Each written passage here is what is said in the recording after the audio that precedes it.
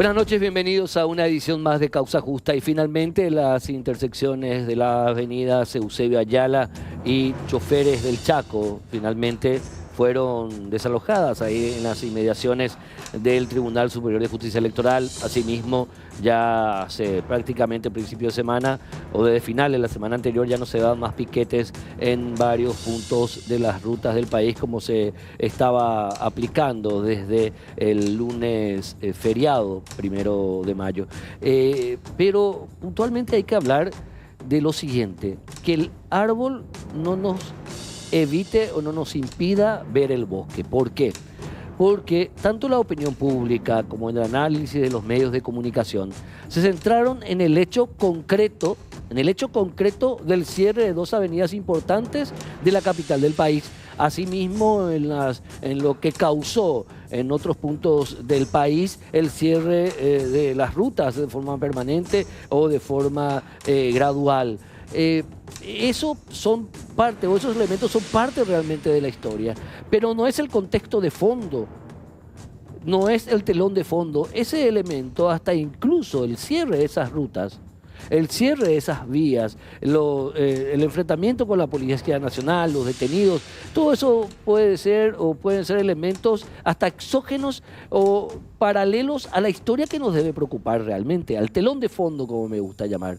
Y ese telón de fondo es el convencimiento por parte de una ciudadanía movilizada o a la que se le moviliza en algunos casos, que no tiene hoy día un liderazgo sensato, porque Payo Cubas no es un líder sensato, ni tampoco su esposa, la senadora electa Yolanda Paredes, que está harta a esta población de la política porque no ve representado la defensa de sus intereses en el Estado.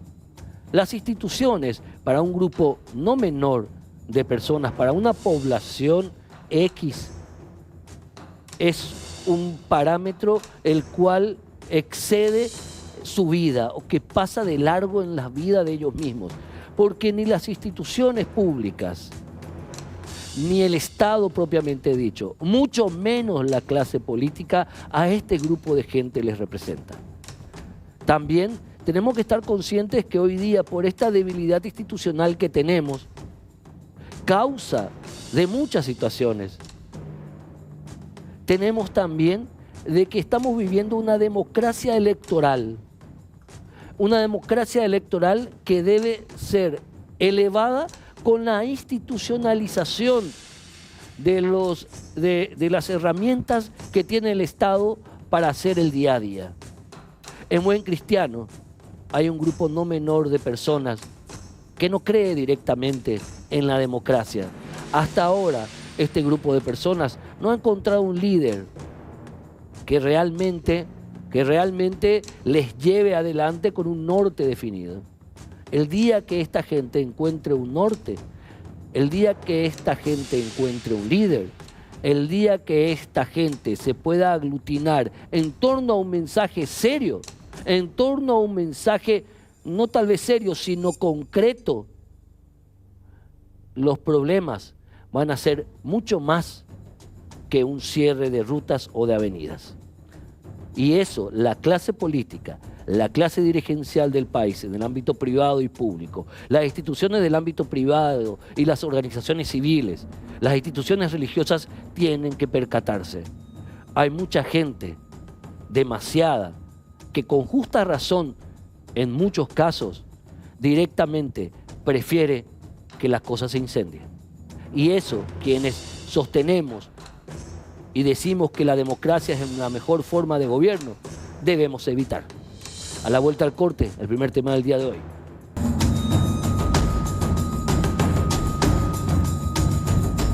Días pasados, el presidente de la República, Mario Abdo Benítez, vetó una ley que había sido, un proyecto de ley que había sido sancionado por el Congreso de la Nación, que establecía, para hablar rápido y pronto, modificaciones a las reglas establecidas actualmente en el Código Procesal Penal y que tiene que ver con la figura del procedimiento abreviado.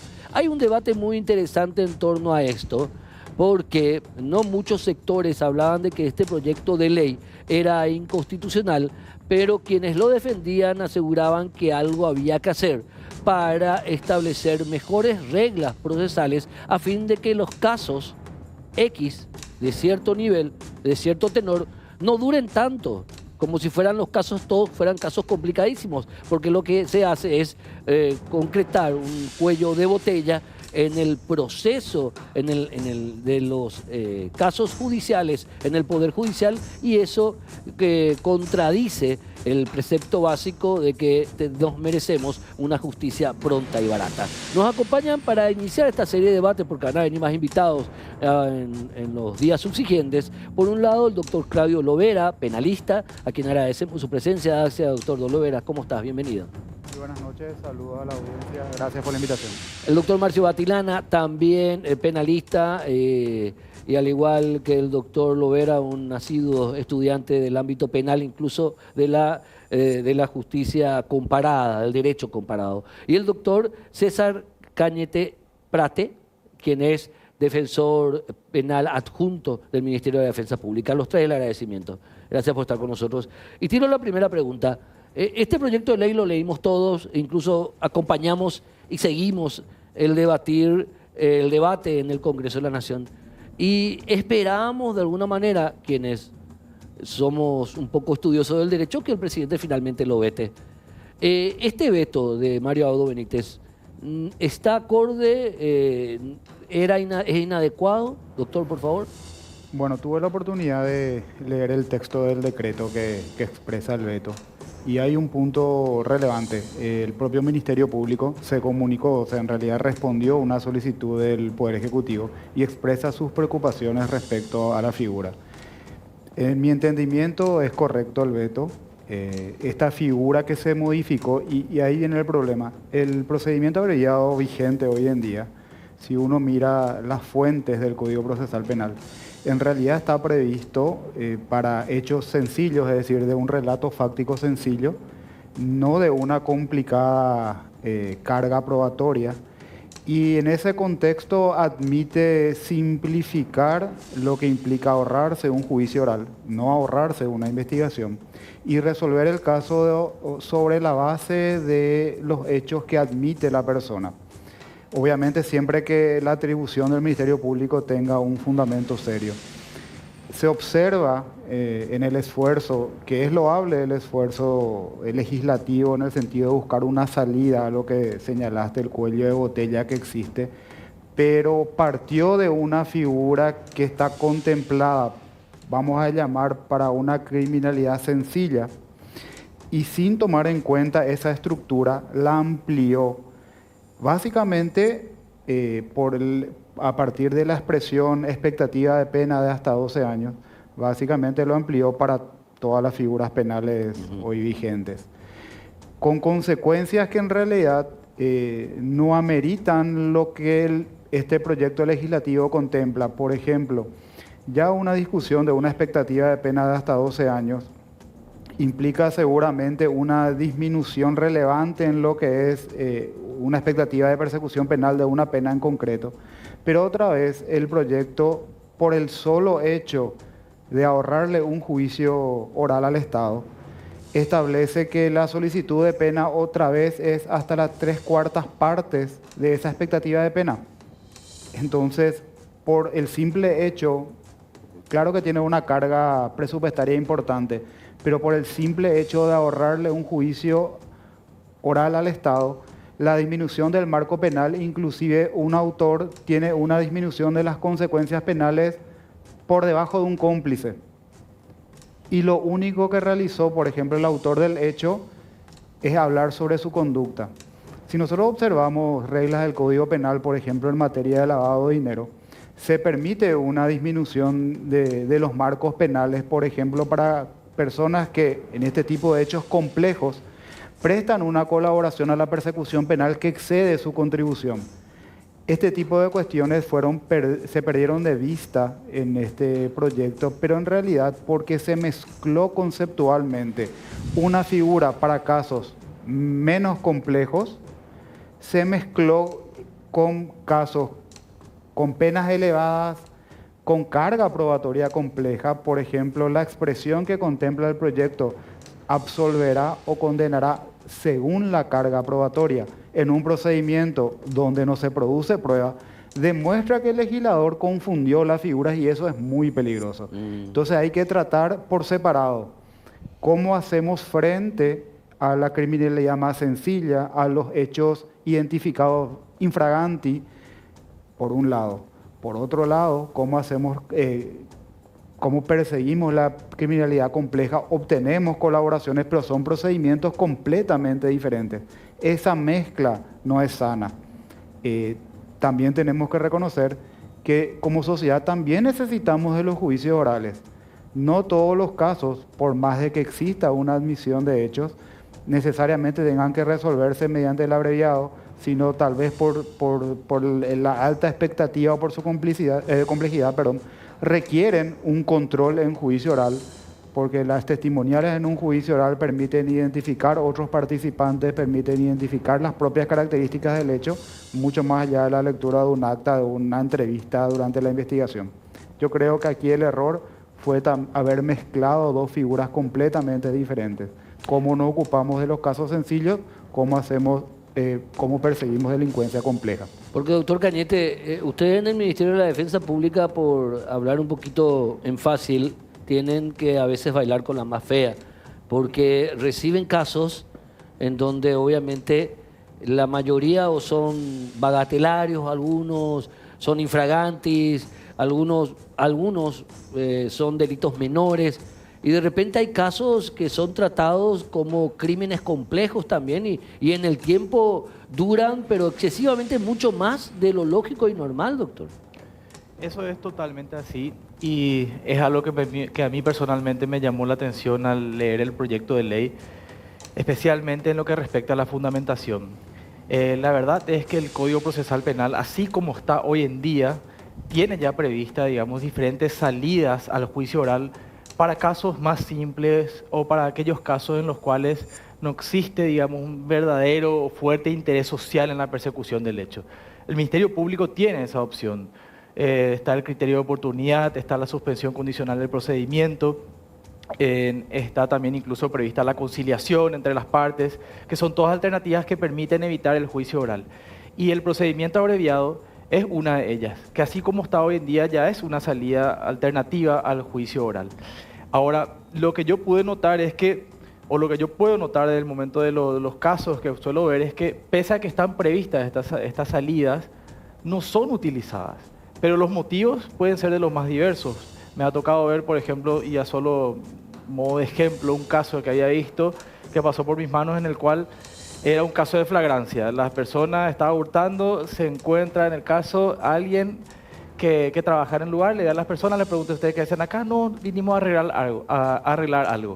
Y sabían que esas personas no estaban haciendo eso porque él trabajaba ahí. Entonces viene la policía, digamos, le aprenden a las personas y ahí le imputan e inicia el caso. Entonces, era un caso de flagrancia donde claramente estaba probado el hecho y perfectamente podría ahí mismo, como primer requerimiento, el Ministerio Público haber solicitado ya por la simplicidad del hecho el procedimiento abreviado, así como está el código hoy. Sin embargo, ¿qué es lo que yo noté que pasó?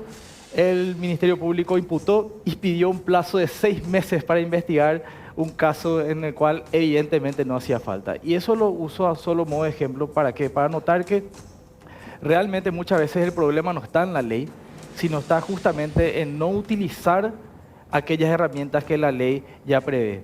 Y en el proyecto de ley, en el cual, digamos, o sea, el fundamento de lo que pretendía lograrse es decir, bueno, queremos ayudar a descomprimir el sistema judicial a través de una ampliación del ámbito de aplicación del procedimiento abreviado. Sin embargo, no había una verdadera fundamentación de por qué, digamos, la vía de ampliar el procedimiento abreviado iba a ser, digamos, la idónea para lograr esa finalidad. No había un dato que demuestre, digamos, que digan, bueno, se nota que toda esta cantidad de procedimientos podrían ser solucionados por procedimiento abreviado, pero no se puede porque la ley no permite. Y hay una verdadera, digamos, intención. También que no haya otro motivo, que ese sea el único motivo por el cual no se aplique el procedimiento abreviado. Sin embargo, que pueden haber muchos otros. Por ejemplo, se requiere el consentimiento del imputado para la aplicación de este procedimiento. Y puede ser que pese a que la ley lo prevea, el imputado normalmente no quiera.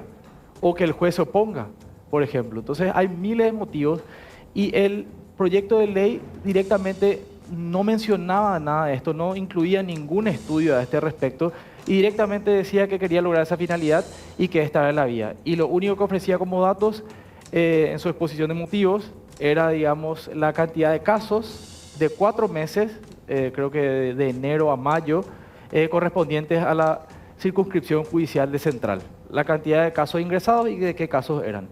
Y eso a mí me parece justamente que demuestra una falta de análisis serio acerca de la idoneidad del proyecto de ley que se está proponiendo y también acerca de que va a ser realmente útil posteriormente. Ahora, doctor Marcio Batilana, ¿cómo entonces abordar esta problemática? Porque el problema que plantea este proyecto de ley es cierto y todos lo sabemos, todos los que estamos en el ámbito judicial, de mi parte, de este lado del estrado como periodista y abogado, ustedes también de este lado del estrado como abogados, el doctor como funcionario del Ministerio de la Defensa Pública. El problema que plantea es cierto, existe. No tenemos un servicio de justicia eficiente y casos que deberían durar 1 mes, 2 meses, 3 meses, duran 6 meses, 9 meses, 3 años, 4 años y a veces se extinguen. O sea, el hecho existe. ¿Cómo entonces? O sea, el problema es cierto, lo que nos indicaba el proyecto de ley. El camino estaba equivocado. Bueno, a ver, Héctor, coincido con ambos colegas en la postura que manifestaron y que acá tenemos una situación fáctica humana más que legislativa.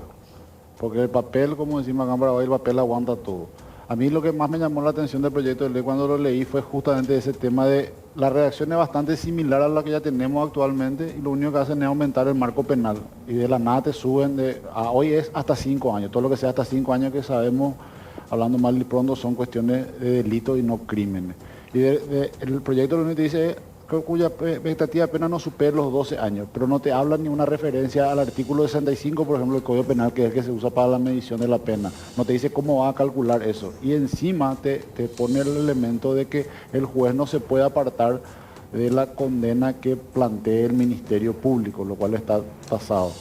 Sí creo que han habido unas mezclas conceptuales y eso creo que se da más que nada y me ha tocado, y acá he compartido con el doctor Lovera y otros colegas históricamente en asesorías a comisiones del Congreso, y nos ha tocado ver de repente en la práctica que se quieren importar modelos y hasta ejemplos legislativos sin entender bien el marco conceptual. ¿Y a qué me refiero con esto? Lo que nosotros llamamos proceso abreviado en la legislación internacional nace originariamente del sistema anglosajón americano, que es el juicio abreviado, que ellos le llaman el ruego de negociación.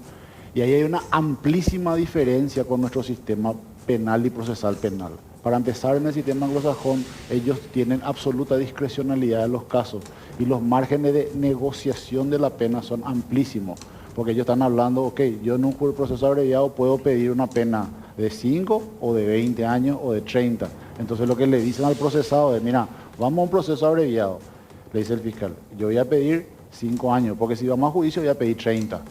Pero ¿qué ocurre? Se van ante el juez y el juez le dice, ok, pero mira que, le dice al acusado, mira que todo lo que vos decidiste con el fiscal, yo no estoy atado a eso. Yo te puedo dar los 5 años o te puedo dar también los 30 años. Eso sí, si no te doy los 5 años y te doy más de los 5 años, vos podés apelar esa diferencia, pero vos estás renunciando a tu derecho a un juicio. Esa advertencia le hace. También le dice, te puedo dar menos. O sea, y tiene todo un proceso de explicación. ¿Y por qué se llega a eso? Se llega por ciertos elementos que no implica solamente la admisión de los hechos, que hablando lisa y llanamente, y esta es una postura netamente mía, forma parte de una cuestión hasta hipócrita que tenemos aquí, que muchos malinterpretan la Constitución, que dicen no se puede confesar en Paraguay, está prohibido la confesión, y eso es mentira. Nadie puede declarar en su contra. Nadie está obligado a declarar. Y nadie podrá ser obligado a declarar en su contra. Está hablando, no se le puede torturar a alguien para declarar en su contra. Nada impide que uno admita. ¿Por qué? Pues justamente acá el doctor está aplicando de que existen figuras procesales alternativas, todas derivadas del criterio de oportunidad, que tienen un elemento en común: admisión objetiva de los hechos. ¿Qué es eso que es? La persona admite que los hechos ocurrieron según lo que dijo la fiscalía o la querella según el caso. Entonces, ¿eso qué es? Es básicamente en puridad una confesión. Y no te lo digo yo, Héctor, Me lo han dicho jueces y es jueces de garantía que nos animan a decirlo todo en público, pero me lo han dicho en privado. Y sí creo que tenemos un cuello de botella y el cuello de botella está dado porque los juzgados de garantía muchas veces no aplican todas las posibilidades procesales que tienen y también, como dijo el doctor, el propio Ministerio Público no hace uso de todas las herramientas y lo hace de manera autónoma. A la vuelta del corte vamos a seguir hablando con los distinguidos visitantes de esta cuestión penal, pero que es de un absoluto interés social por el alto índice de criminalidad, por la alta morosidad judicial, por todos los problemas que tienen que ver con el servicio de justicia y con el delito y el crimen como fenómenos sociales. A la vuelta del corte, luego de este repaso de por qué está mal esta ley y está bien que Mario Abado Benítez la haya vetado, y esto va a continuar otra vez su debate, la pregunta siguiente entonces es, ¿cómo hacemos para destrabar ese cuello de botella? A la vuelta del corte continuamos con estos distinguidos invitados. Continuamos con los doctores Claudio Lovera, Marcio Batilana y César Cañete Prate para hablar un poquito, y casi confundí con el histórico jugador de la selección César Cáceres Cañete, pero bueno, así estamos los jueves de repente. Entonces, ustedes desde sus propias experiencias explicaron de por qué está el proyecto mal, pero como decíamos, el proyecto de ley está mal, pero como decíamos, la realidad que nos mostró ese proyecto de ley es real. ¿Cómo hacer, doctor Cañete, que esto se subsane? Bueno, yo considero que hay que, en primer lugar, y esto lo hablo simplemente de mi experiencia, ¿verdad? Ver cuáles son los motivos por los cuales, en un primer lugar, se da esta situación de que colapse el sistema por la cantidad de casos.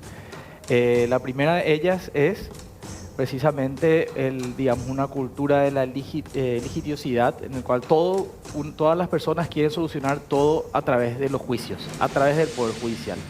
Entonces, una primera medida importante es tratar de ver los llamados métodos alternativos de solución de conflictos y tratar de solucionar los problemas a través de acuerdos u otras medidas fuera del Poder Judicial para tratar de disminuir la cantidad de casos que entran.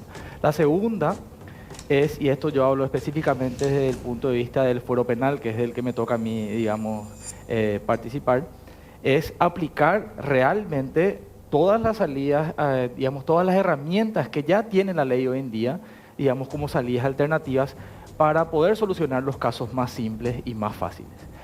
Ya está previsto, la cité recién, ¿verdad? La conciliación, la suspensión condicional del procedimiento, el criterio de oportunidad, el procedimiento abreviado, y así como está en la ley, utilizar realmente estas herramientas en su máxima expresión, promover eso, y eso ya va a ayudar bastante a que el sistema se descomprima.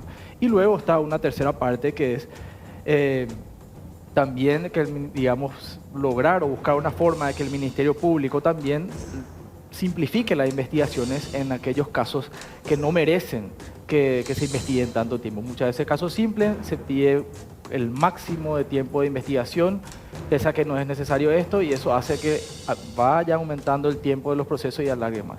Y un último aspecto, no menor, que a veces queda también, que no se tiene en cuenta, es otro de los motivos por los cuales los procesos se alargan son, los abusos del derecho también realizados por los diferentes profesionales, que vulgarmente se conocen como chicanas, ¿verdad? Entonces, también habría que diferenciar los verdaderos casos de abuso del derecho, de chicanas, de los efectivos y adecuados uso de los derechos procesales, y tratar de ser un poco más duros también con eso, porque hoy en día las consecuencias de repente de presentar chicanas, recursos abusivos, recusaciones de los tribunales, que son las principales causas de que también se alarguen los procesos, muy pocas veces he visto sanciones también para los profesionales que, utilizan estos recursos. Sí. Eso plantea un escenario para ustedes, los abogados, ¿verdad? Pero que si bien ustedes no son dirigentes gremiales, son abogados penalistas, expertos en la materia, este planteamiento desde las instituciones jurídicas, que el tema de las chicanas, de los recursos de defensa procesal, son parte del problema y no de la solución. ¿Cómo se puede analizar eso? Bueno, en primer lugar, todo aquello que se refiere a chicana, uso abusivo del derecho, correctamente es una cuestión que tiene que analizarse caso por caso. A partir de eso también hay que comparar en las oportunidades que se interponen recursos, se interponen reclamos, hay que también tener en consideración los lapsos largos de tiempo que se toma el Poder Judicial para resolver cada uno de esos planteamientos. Y respondiendo a tu pregunta, una de las metodologías que puedo identificar a los efectos de verificar o de hacer frente a esta sobrecarga de casos es que realmente la persecución penal se tiene que organizar por casos menos complejos, más sencillos, de no una criminalidad compleja y no de penas altas versus los demás de mayor complejidad. Justamente el error que comete este proyecto ahora vetado de mezclar esas dos circunstancias. Y de que la persecución penal, eso incluye también al Poder Judicial, esos casos con un contenido fáctico menos complejo, con una carga probatoria menos compleja, sea manejado con mayor agilidad. Lo que está ocurriendo por el tema de la sobrecarga es que absolutamente todos los casos, o en un altísimo porcentaje, pasan por las reglas de imputación, 6 meses de pedido de investigación, posiblemente con una prórroga extraordinaria por otros seis meses. ¿Por qué? Porque se ve a la imputación como ya un producto, se imputa y el caso queda olvidado en lo que es el impulso del mismo. Entonces realmente hay que organizar y enfrentar aquello que es infraganti. Inclusive hay casos que últimamente muchas de las casas tienen cámaras de seguridad. Eso debería enfrentarse plazos cortos de investigación de 1 mes, 2 meses y proponer los actos conclusivos. ¿Por qué? Porque también, y es interesante el planteamiento del doctor, es cierto, la gente prefiere litigar, el que está sometido a un proceso, pero también prefiere litigar porque se percata de que se produce una imputación y la persecución penal básicamente cesa y pocos meses antes de ese plazo que se otorgó se vuelve a mover. Entonces, la persona sometida a una persecución es tipo un sube y baja. Imputaron, baja, no siente el movimiento de la estructura de persecución penal, eso vuelve a subir faltando 1 mes para que culmine el plazo de investigación, lo que denota que el caso se podía haber investigado en 1 mes. Claro. Entonces se genera esa sensación. Si finalmente la persecución le transmite al ciudadano que independientemente de lo que es su colaboración o no admitiendo los hechos, en los casos medianamente menos complejos puede culminar en un plazo corto, formular una acusación y él se ve no en 6 meses con un pedido de prórroga, no en 1 año con un pedido a lo mejor de un provisional que se abusa del sobreseimiento provisional, sino se ve en un juicio oral, realmente las figuras de salidas procesales se van a aplicar con mayor amplitud y con mayor asiduidad. Y finalmente una cuestión que muchos debatimos y que a lo mejor y merece todos unos programas de discusión.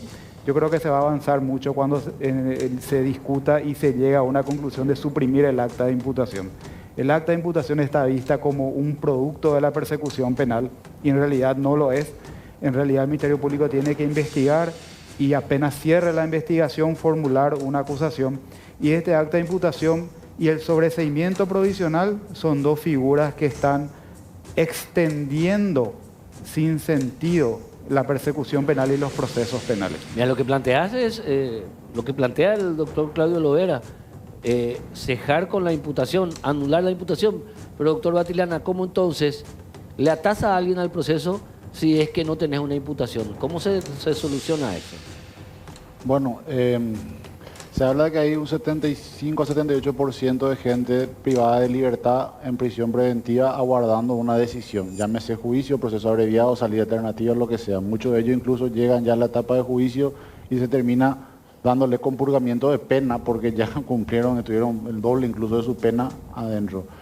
Y eso se da también por una situación de vuelta, una falencia estructural del sistema, porque no existen datos estadísticos. Como bien lo señaló el doctor, no se tienen motivos para poder cambiar la ley que puedan justificar y decir, bueno, ¿sabe qué? Vamos a hacer un cambio, ahora vamos a decir que todo lo que sea hasta 12 años podemos hacer un juicio abreviado porque tenemos varias personas con una expectativa de pena en estos delitos que tendrían una posible expectativa máxima de 12 años. No se tiene eso. ¿Por qué? Porque la Oficina de Estadística Judicial, hoy en día, en el ámbito penal, que es lo que más conozco, es una oficina que se ocupa solamente de garantizar que no se repita el número. Lo único que hacen es poner un número a una resolución y que no se repita eso en el año. Nada más.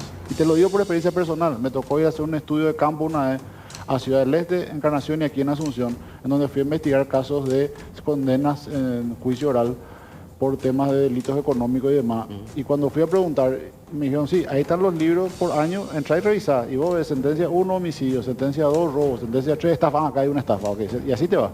No está todo eso, y eso no está mapeado para poder terminar, justamente como bien lo decía el doctor Lovera, hacer justamente políticas internas. El Ministerio Público, como un órgano vertical, puede bajar ciertos lineamientos y decir, estos tipos de delitos, cuando se den estas circunstancias, se tiene filmación, cámara, testigos, etcétera, plantear, si la persona no tiene antecedentes, por ejemplo, plantear ya un abreviado o una suspensión condicional, etcétera, y demás cosas. Y la Corte Suprema también tiene facultades medianamente organizativas que cuando las quiere aplicar, bien que lo hace. Y prueba de ello es que tenemos juicios orales que duran media hora, una mañana, porque están los tribunales te dicen, no, la Corte nos insta a que tengamos que procesar los casos. Y resulta ser que tenés tribunales de sentencia que te escuchan 3 o 4 casos en una mañana y humanamente es imposible también que entiendan qué es lo que está pasando. Escuchan saltando una estafa, a un homicidio, a una lesión de confianza y luego a un robo. O sea, estamos citando algunos elementos que forman parte de la idiosincrasia del sistema judicial penal paraguayo y que no se va a solucionar simplemente cambiando 2 o 3 artículos o 4 o tasando ciertas reglas. Eso no se va a cambiar, es una cuestión operativa. Y sí coincido, el acta de imputación, el sobreseimiento provisional y la prórroga extraordinaria son figuras que han sido abusadas y son figuras que no se condicen realmente con un sistema procesal penal acusatorio real. En otros países, en derecho comparado, ¿la imputación existe? No. Hay distintos mecanismos de vinculación a un proceso. Sí. Nosotros tenemos, a partir de una interpretación del artículo 17 de la Constitución, nosotros desarrollamos un mecanismo de vinculación muy temprana, que es el acta de imputación. Y nuestro sistema se convirtió en un sistema eminentemente litigioso porque imputo para empezar a investigar. Y entonces, como vinculo tempranamente para empezar a investigar, empieza el litigio tempranamente. Sí. Al revés de otros sistemas donde lo que hago es investigo para ver si hay mérito para vincular a una persona. Hay sistemas que el mecanismo de vinculación es la acusación.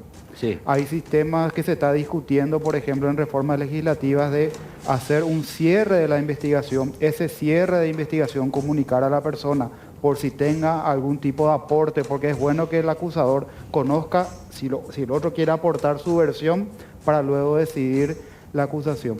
Pero fijemos lo que está ocurriendo hoy en día. Se imputa para empezar a investigar. Eso lleva una formalización y empieza todo un litigio en el Poder Judicial. Pero está conllevando también lo siguiente. Se están imponiendo medidas cautelares sin mérito. Las medidas cautelares tienen presupuestos que van más allá de los presupuestos del acta de imputación. Pero al existir un acta de imputación, conlleva automáticamente, por más de que la ley no contemple esa manera o esos presupuestos, conlleva automáticamente medidas cautelares sin mérito, incluida la prisión preventiva. Sí. Prisión en preventiva porque solamente existe un acta de imputación que en realidad es un acto unilateral previsto para que la persona conozca los hechos. Pero ese es el sustento de la prisión preventiva. Por eso tenemos un alto contenido de prisiones preventivas dispuestas, porque el sistema no está preparado para luchar contra la expectativa que genera el acta de imputación. En alguna oportunidad, en los momentos justamente de ver legislación comparada, de sistemas procesales comparados muchas veces en esfuerzos legislativos, mencionado por un fiscal federal jubilado, cuando tuvo la oportunidad de conocer el Paraguay y el sistema. De hecho, ya lo conocía porque son proyectos similares en países centroamericanos, etc. El acta de imputación en Paraguay es muy característico y muy propio. Y este fiscal decía, siento pena por mis colegas fiscales paraguayos porque me imagino la expectativa que genera formular un acta de imputación cuando recién estás empezando a investigar. Cuando no tenés nada más que indicios. ¿Y cómo le explicas a la sociedad que al final de tu investigación corresponde el sobreseimiento definitivo? Y él dice, ¿cómo soportarán esa presión social? Y en realidad es un tema que está pasando. Una comunicación muy temprana del Poder Judicial sin elementos. Por eso también llegamos a lo siguiente.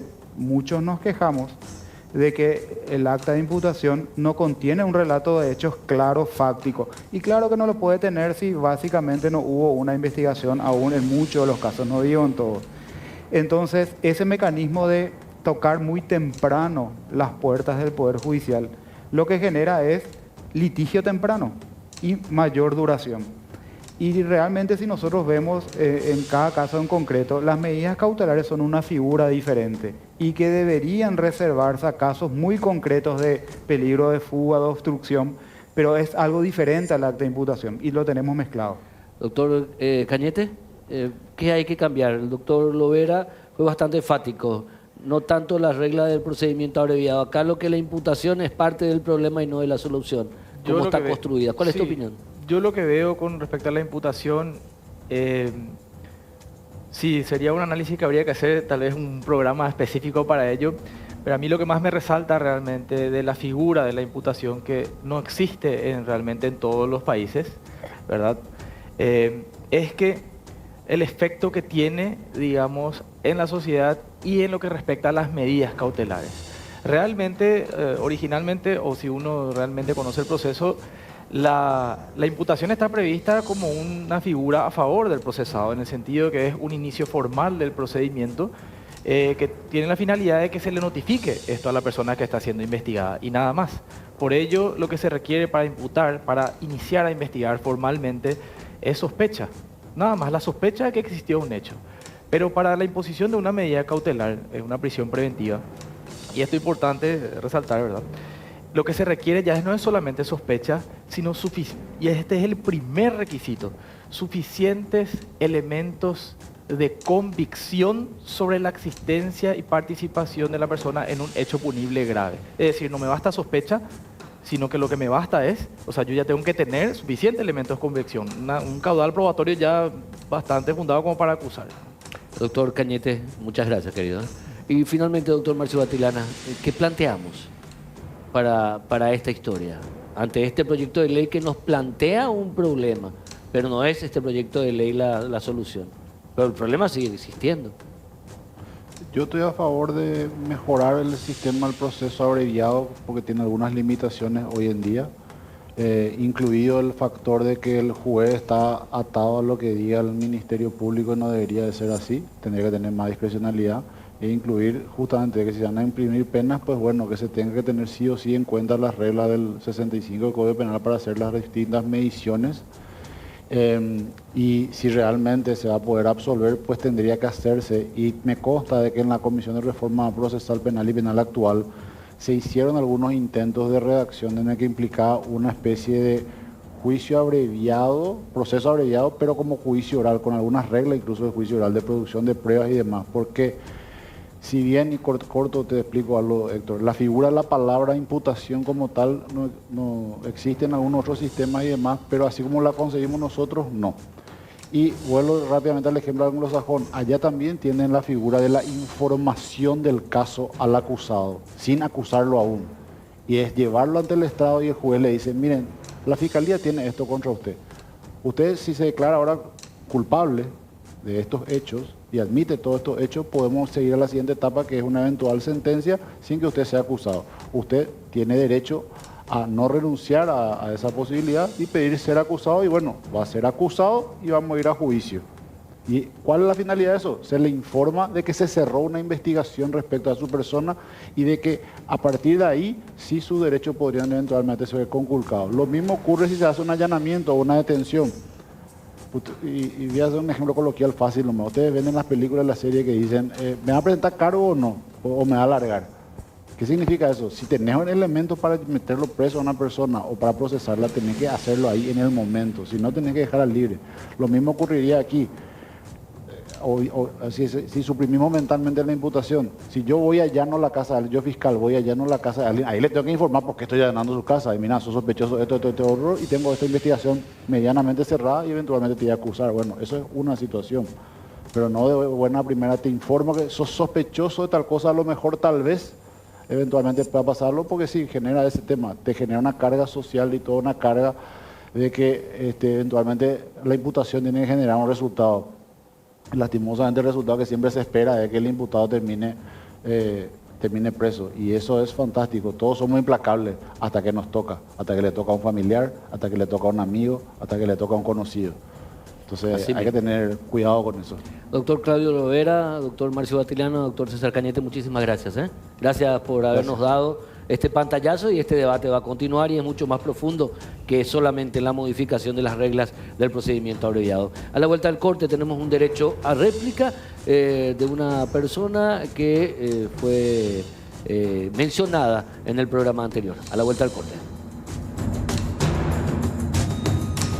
Nos acompaña el abogado Víctor Javier da Costa, que fue mencionado en el programa anterior en una causa en donde una abogada, su expareja, la abogada también Liliana Cardoso, lo denunciaba que una causa, que un pleito por violencia intrafamiliar ya estaba durando aproximadamente 8 años, que ella le inició a él y que incluso hace un año una casación presentada tras un juicio oral y público, tras una sentencia en segunda instancia, está en manos del doctor Manuel Ramírez Candia desde abril del año pasado. Todo esto, él quiere, obviamente, en el derecho a réplica, refutar lo que se dijo. Doctor, gracias por estar con nosotros, bienvenido, y el derecho a réplica es todo tuyo, por favor.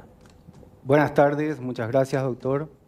Bueno, con vergüenza propia y ajena hago uso de este derecho que me están otorgando. Si bien es una causa familiar, lastimosamente mi expareja hizo pública una situación que dista, pero muy lejos de la verdad que vino a exponer acá en su oportunidad, en la primera me refiero y también en la segunda. Y me quiero referir a algunos aspectos, un poco en defensa no solamente de mi nombre, sino que cuando toca el prestigio profesional de uno, tiene que salir en defensa, porque de lo contrario, la injusticia que reina en este país va mucho más allá de simplemente el sistema. Sí, doctor. Entonces, quiero partir de la situación en la que hoy está nuestra causa. Primero que nada, no es una relación de 17 años como expuso la abogada, es una relación de 12 años la que mantuve con Liliana Cardoso.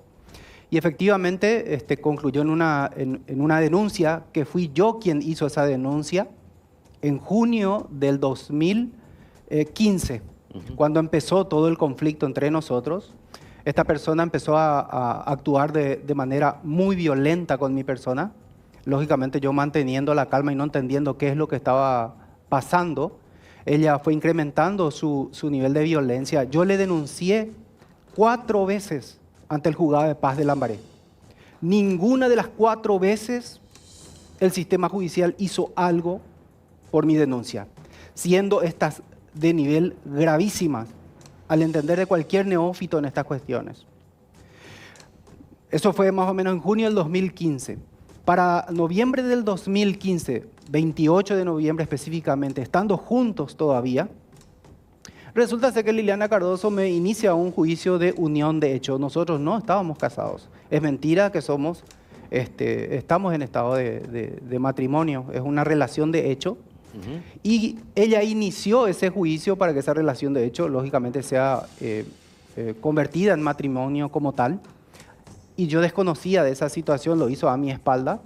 Y resulta ser que en diciembre, el día de mi cumpleaños, el 3 de diciembre, me denuncia ante la fiscalía por un hecho de violencia que supuestamente lo hice yo. Resulta ser que esa noche el violentado, una vez más, fui yo. Recibí golpes, arañazos, etc. Ella se va primero al hospital distrital de Lambaré. El médico tratante le toma todo el estudio correspondiente y resulta ser que al final emite un diagnóstico, dice: la víctima refiere dolor en el pecho, refiere dolor en las zonas blandas. Y ella en todo momento se vendió ante la comunidad como sobreviviente de feminicidio, brutalmente golpeada. Entonces planteo el primer cuestionamiento. ¿Dónde estuvieron cuando yo, con reportes médicos de lesiones reales, el sistema no estuvo para auxiliarme? Las leyes no están solamente para ayudarle a la mujer. No, en ningún momento dice que esto es favorable solo a la mujer y no al hombre. Aquí habla de víctimas de violencia. Sí. Entonces, ¿qué acontece? Resulta ser que mi parte médico sí dice escoriaciones, lesiones en la zona mandibular, tenía desplazada la mandíbula de un golpe que me dio en la mandíbula. escoriaciones, tenía también moretones, etc. Eso está en mi parte médico. Resulta ser que me denuncia ante la fiscalía. La fiscal en ese momento fue Teresita Torres. Inicia ella una serie de investigaciones, cajonea la mía, porque yo también le denuncié por violencia a ella, porque al fin y al cabo fui yo la víctima y no ella, ¿verdad? Yo tenía pruebas, ella no. Teresita Torres resulta ser que impulsa las investigaciones, cajonea mi denuncia e impulsa la de ella. Hizo todo lo que era posible en ese entonces hacer, digamos, y resulta ser que al tiempo me imputan, me acusan con esa misma prueba. El parte médico que decía, la víctima refiere dolor en el pecho, dolor en la muñeca.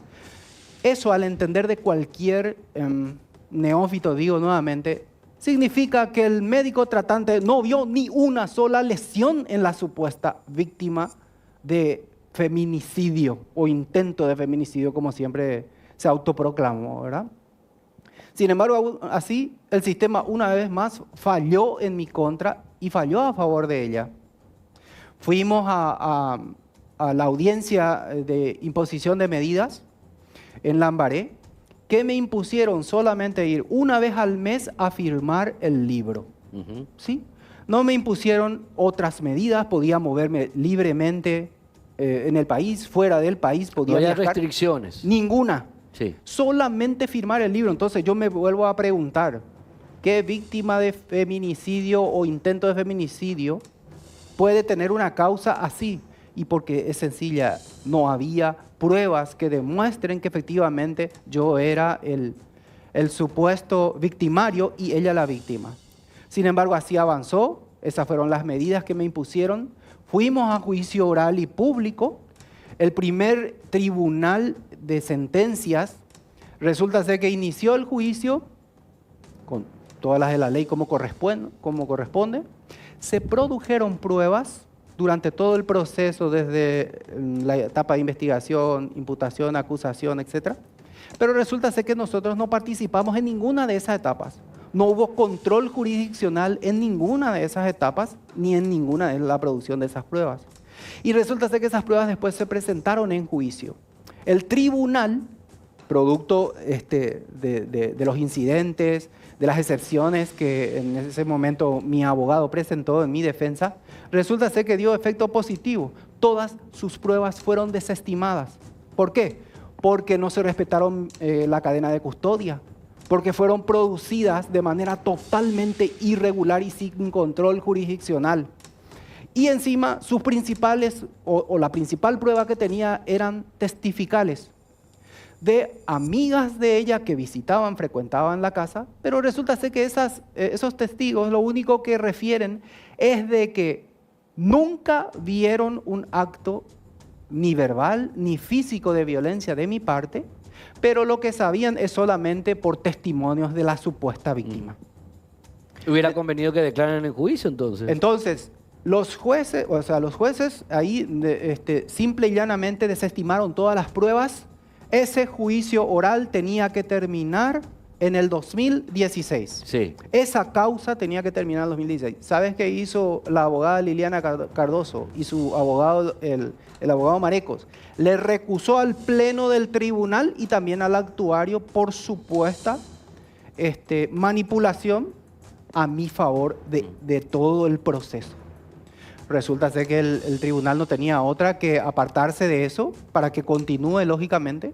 Y así fue. Hubieron 4 tribunales que fueron recusados integralmente por Liliana Cardoso. Y sin embargo, ella dice de que soy yo el chicanero o mi abogado. Nunca hemos dilatado el proceso. Sin embargo, ellos recusaron a todos los tribunales, evidentemente porque estaban buscando un tribunal a medida.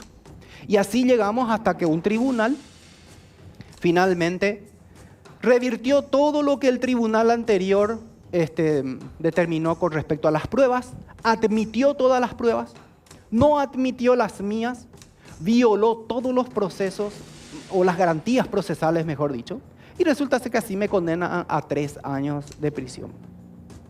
Lógicamente, en el tiempo que corresponde, nosotros apelamos eso junto con mi abogado en ese momento. Se corrió traslado a todas las partes, se fundaron los agravios, 7 agravios claramente, manifiestamente expuestos de inicio a fin respecto a mis garantías procesales, todas consagradas en la Constitución. No son chicanas, no son intentos dilatorios, muy por el contrario.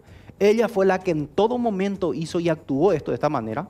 De hecho, y en prueba de lo que ella misma manifestó aquí en la jornada anterior, ella comunicó o informó de que a su abogado fue sancionado 4 meses. ¿Por qué? Porque nosotros le denunciamos a ellos por chicaneros y recibió su merecido. Excelente. Eso es hacer justicia. Ellos no buscaban justicia, buscaban dilatar y en ese periodo, digamos, de 2 años, 3 años, llenaron las redes, mancillando mi nombre de todo tipo de acusaciones en mi contra. Y me mantuve siempre en una tesitura firme. No reaccioné a ninguna de sus provocaciones, porque eso es lo que hizo durante todo este tiempo. Provocarme, exponerme a todo tipo de vejámenes de todo tipo. No reaccioné en ningún momento a ellos. Me mantuve siempre dentro del marco de la ley, actuando como corresponde. Y una vez en mi Facebook, en defensa de mi honor, la de mi familia, hice, digamos, pública mi versión de la verdad. Y todo lo que yo te estoy diciendo ahora lo manifesté por escrito en una versión pública de mi Facebook. De tu cuenta de Facebook. Sí. Así que esto hasta ahora está ahí, se puede ver, es público. Entonces, ¿qué acontece? Se va a la Cámara de Apelaciones. Resulta ser que la Cámara de Apelaciones en tiempo récord, digamos que está bien también, no tengo problema con eso, ¿verdad? Al fin y al cabo es responsabilidad y es obligación de ellos. Este Tribunal de Apelaciones no solo hace caso omiso a los 7 agravios que nosotros manifestamos respecto al Tribunal de Sentencia, sino aparte de ellos sumaron otros 3 agravios más. O sea, aquí evidentemente no era una cuestión de hacer justicia, aquí la cuestión era dejar un mensaje claro, pero me usaron a mí, usaron mi causa para algo nefasto, ¿verdad? ¿Para qué usaron tu causa? Sí. Bueno, resulta ser que la Cámara confirma la sentencia del tribunal respectivo a 3 años. Lógicamente nosotros no pudimos aceptar, no podemos aceptar. Claro. Y nosotros recurrimos a la Corte Suprema de Justicia, planteamos el recurso extraordinario de casación. Sí. Llegó a la sala penal conformada ciertamente por el doctor Ramírez Candia, la doctora Carolina Llanes y el doctor Riera. Sí. Ellos, por el medio que corresponde, lógicamente recibieron en tiempo el expediente transferido desde en ese entonces de la Cámara de Apelaciones de San Lorenzo a la central. Se le corrió traslado al Ministerio Público. El Ministerio Público en tiempo, digamos también procesal entendible, dictaminó sobre la admisibilidad del recurso extraordinario de casación. Tengo acá el dictamen de la abogada Admitió a favor de María la Soledad Machuca, sí. El 7 de abril del 2022. Todos los agravios fueron confirmados por el Ministerio Público. Mis derechos constitucionales fueron violados y su dictamen así lo dice. O sea, por un lado el Ministerio Público pide tu condena y por el otro lado el Ministerio Público te da la razón diciendo de que sos inocente de lo que se está acusando. Tal cual. Así de simple. Resulta ser que uno es una es la abogada Teresita Torres, que es el encargada de la unidad fiscal en Lambaré, y la otra es la fiscal adjunta para cuestiones constitucionales justamente, ¿verdad? Perfecto. Para ir cerrando ya, doctor, por favor, en cumplimiento del tiempo, ¿qué finalmente, creo que están expuestos tus puntos, cuál es finalmente tu pedido, doctor? Porque por mi parte está la cuestión de que entiendo tu posición personal, entiendo tu posición jurídica, pero el doctor Manuel Ramírez Candia hace hincapié siempre en que está en contra de la mora judicial. Sin embargo, él tiene esa causa en su poder desde hace un año. Y la crítica es también al servicio de justicia, paralelo a lo que vos estás planteando como defensa. Pero en ese contexto, ¿cuál es tu mensaje final, doctor, por favor? Mi mensaje final es que aquí yo estoy confiado en la justicia. Esta creo que es la mejor versión de la Corte Suprema que hemos tenido en décadas. diciendo un poco contigo con respecto de la morosidad, en mi caso en particular, no voy a hablar de otro. Claro. ¿Por qué digo esto? Porque se le corrió traslado al Ministerio Público en tiempo prudencial, ellos dictaminaron. Se fue al doctor Ramírez Candia, que es el preopinante, también emitió su dictamen ya, no sé qué contiene eso. Claro. Fue al segundo opinante, ya también opinó, y ahora está en el tercer opinante, que no sé quién es. Quiere decir que en un tiempo récord de un año, una causa como esta, sinceramente te digo, ellos tienen miles de cosas mucho más importantes. Creo que sinceramente lo hicieron en tiempo récord, y hoy lo que yo nada más que pido es que sean transparentes y que cumplan lo que establece la Constitución Nacional y que hagan justicia. Porque hace 8 años que estoy sufriendo con esto, y esto no termina aquí, porque esta causa se reflotó ahora en el medio de varios juicios que yo estoy llevando como abogado en la causa de Grupo Cres Frutica, donde soy el abogado de la señora Beate Cres. Y lógicamente todo este escenario están utilizando para perjudicarle a mi cliente, utilizándome a mí. Y no lo puedo permitir. Doctor Víctor Javier Acosta, muchísimas gracias. A usted. Gracias por venir. A la vuelta del corte vamos a hablar con respecto a un pedido, a una exigencia que hace la Asociación de Abogados Penalistas del Paraguay y que tiene que ver con jueces cuyas sentencias fueron anuladas. A la vuelta del corte. Nos acompaña el abogado Robin Miranda de la Asociación de Abogados Penalistas del Paraguay para hablar de una situación que es como un problema, un ruido de fondo que se está dando y que no está siendo bien atendido ese problema porque está muy diseminado, está muy extendido y que tiene que ver con jueces, tribunales de sentencia, cuyas sentencias son anuladas en instancias superiores. La regla indica que un magistrado que tiene un mínimo de 3 sentencias anuladas ya incluso no puede ser confirmado en el cargo. Algo más o menos así dice la reglamentación. Sin embargo, ese extremo no se está aplicando. Doctor Robin Miranda, bienvenido. ¿Cómo estás? Muy buenas noches, doctor. Muchas gracias por la invitación. Contanos cuál es el planteamiento de la Asociación de Abogados Penalistas del Paraguay. Efectivamente, nosotros queremos que, en realidad, este control, la Corte Suprema de Justicia lo viene realizando, requiriendo informes a la Oficina de Estadística de forma mensual, semestral y anual. Ahora, lo que llama poderosamente la atención es que estos jueces que cuentan con 9 juicios declarados nulos en el año 2022 y que ya vienen arrastrando desde el año 2021 e inician el 2023 con nuevos juicios declarados nulos, como Pedro Nasser, Rilcy Ortiz, Natalia Muñoz, Victoria Ortiz, sigan ejerciendo la magistratura e inclusive hayan sido confirmados. Este control tendría que haber sido realizado inclusive por nuestros representantes que están en el Consejo de la Magistratura. Yo quiero recalcar algo muy importante, que el que llega al Consejo de la Magistratura tiene que entender que no todos los abogados queremos ocupar un cargo de fiscal o juez, sino que queremos estar dentro de un sistema donde existan jueces que no sean ignorantes de la ley como lo son estos. No pueden seguir ejerciendo porque siguen cometiendo los mismos errores. Y esto va en detrimento de la sociedad, de la víctima y del justiciable mismo. Es decir, nuestra tarea como abogados penalistas es garantizar el debido proceso, pero no someternos a estos jueces que utilizan el cargo para abrirnos sumarios a quienes develamos esto que es secreto. Es secreto porque nadie lo sabe.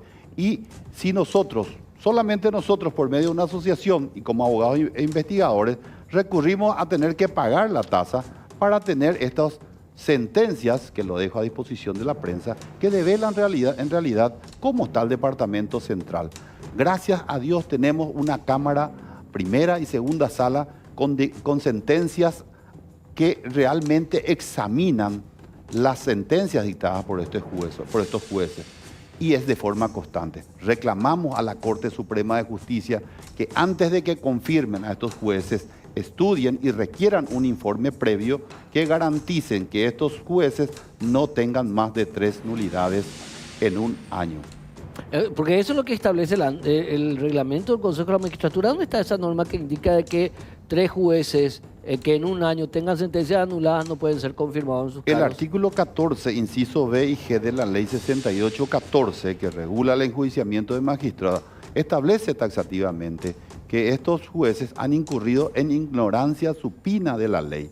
La inobservancia precisamente dada por Pedro Nasser, Rilcy Ortiz, Natalia Muñoz en el cumplimiento de sus obligaciones que hacen precisamente al dictamiento de las sentencias dentro del plazo establecido por ley, representa de que efectivamente han incumplido de forma constante en la inobservancia específicamente de la deliberación y redacción de la sentencia. Cuando nosotros nos presentamos con un escribano público, nosotros, la parte débil, a verificar esta situación, lo que proceden de forma arbitraria y inclusive se erigen miembros de la Corte Suprema de Justicia, porque al apelar una sentencia, los jueces pierden totalmente competencia y ya le está vedado seguir realizando un estudio. ¿Qué pasa? Le denuncian a un escribano público por haberse atrevido a presentarse a dejar constancia de esta irregularidad. Y por medio de un informe actuarial que reflejó su irregularidad, pretenden abrir un sumario administrativo totalmente arbitrario en desconocimiento total de las normas, ya que un instrumento público como lo es el acta notarial no puede ser invalidado por medio de un simple informe notarial, actuarial. Por tanto, es descabellado pretender continuar con este sistema que mediante un informe de un simple magistrado que requiere un sumario se habilite de manera urgente e inmediata, sin dilación alguna, el sumario para los que develamos este tipo de secretos. Ahora, lo puntual es lo siguiente. Vos mencionaste a un tribunal, a miembros de un tribunal de sentencia o a jueces de sentencias de manera particular, pero hay más casos de tribunales de sentencia o de jueces de otras instancias o de otros fueros, incluso más allá de lo penal, que tienen sentencias anuladas. Tenemos que separar un poquitito de los que son los tribunales de sentencia en lo penal y aparte también los jueces que son los civiles. De hecho que sí, y estoy realizando una investigación mucho más seria y esto va a llevar a un análisis mucho más profundo porque la mayoría de los jueces de sentencia en lo penal del Departamento Central cuentan con más de 3 o 4 o 5 sentencias anuladas, tanto por la primera y segunda sala.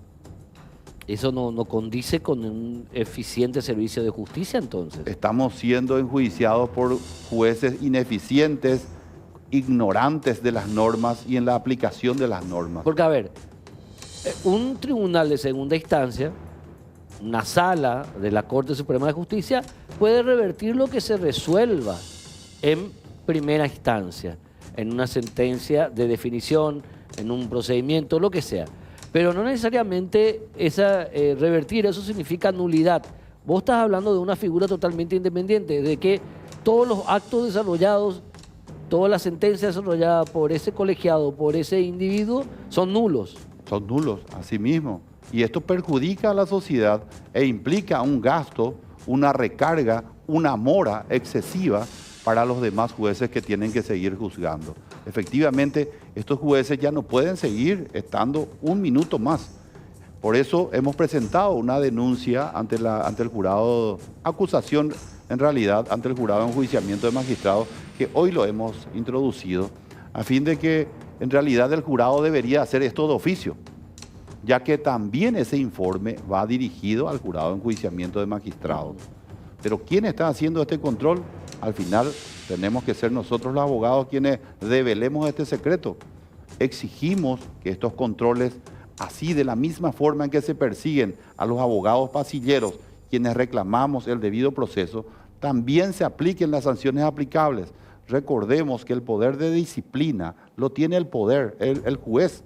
Si él no aplica esa sanción, ese poder que él tiene como dueño del proceso, como director del proceso, él está incumpliendo el artículo 14 del artículo 16, inciso H, de la acordada 1597/21.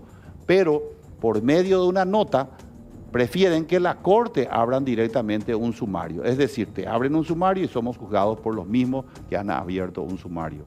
Eso es inconstitucional y quiero poner también a consideración tuya de que como proyectista con el presidente de la Asociación de Abogados Penalistas del Paraguay hemos logrado la resolución 880 del 16 de noviembre del año 2019, en la cual la Cámara de Diputados ya ha reconocido los principios básicos de protección al abogado. El Paraguay está en falta por incumplir un tratado internacional que obliga al Estado paraguayo a conformar un tribunal de ética de juzgamiento para abogados independientes. Este tratado fue suscrito por el Paraguay, pero aún no se ha convertido en ley. Pero desde el momento en que fue aprobado y como Estado suscripto a la ONU, estamos obligados al cumplimiento de dicha norma. Entonces, las sanciones que se están aplicando efectivamente son de rango, están violando el artículo 137 de la Constitución Nacional, porque estamos obligados a tener una ley que nos juzgue. Nosotros tenemos que ser juzgados por nuestros pares. En base a una ley, y no hay una ley. El derecho a recurrir los fallos, y no existe esa ley. Pero la Cámara de Diputados, por resolución 880, vuelvo a repetir, ha remitido ya al Ministerio de Relaciones Exteriores para su remisión de ese convenio y posterior aprobación. Emitir un proyecto de ley. Bastante interesante eso, ¿eh? Un tribunal de ética para abogados. Asimismo, esto refiere a que la colegiatura no puede correr de la forma en que se ha planteado. Esto ha sido un logro de la Asociación de Abogados Penalistas del Paraguay. Ya está. Doctor Robin Miranda, muchísimas gracias. Gracias por Bueno, y gracias a ustedes por haber acompañado una edición más de Causa Justa. Obviamente los magistrados mencionados en este bloque tienen todo el derecho a réplica de venir acá y a exponer sus respectivos puntos. Nos vemos en la próxima edición de el programa de ustedes. Recuerden, rumbo a los 15 años, el 1 de agosto próximo. Chao.